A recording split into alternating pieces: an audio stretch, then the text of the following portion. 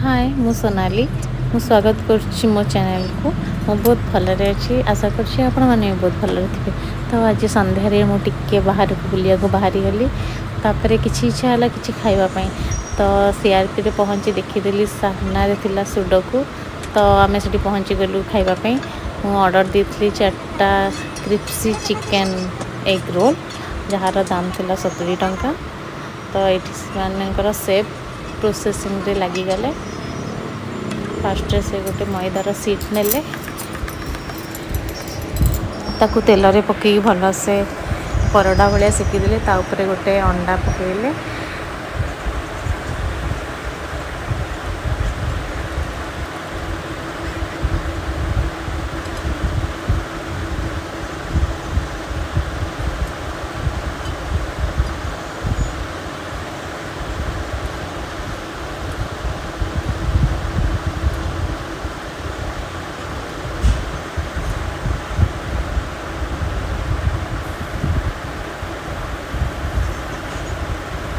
परोटा एक देखो सेकी गला से मैंने किछि पियाज और किछि कैबेज बंधाकोबी नेले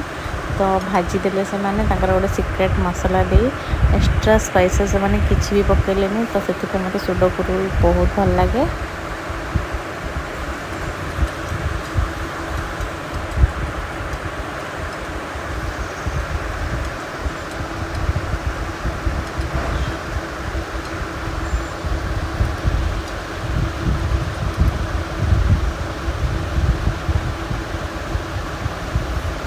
ऑनियन कैबेज फ्राए है भितर से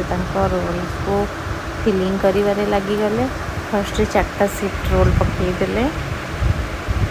तापर टमाटो सॉस चिली सॉस आउ मियोनीज 3 लेयर क्राउन करदेले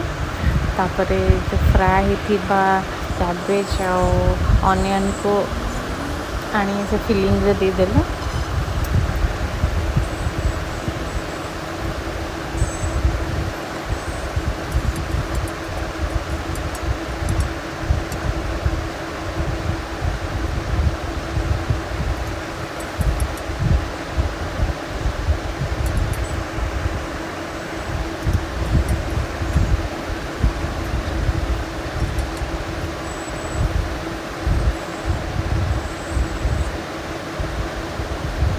ये से माने chicken popcorn and crispy chicken बा चिकन पॉपकॉर्न छाणी की जोटा रखी थिले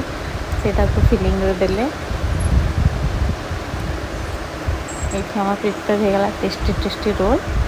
तो मोर पार्सल थिला वो पार्सल नहीं कि मो घरे बहुत बढ़िया से रोल खाइली और मते बहुत बढ़िया लगे सिंपल और टेस्टी।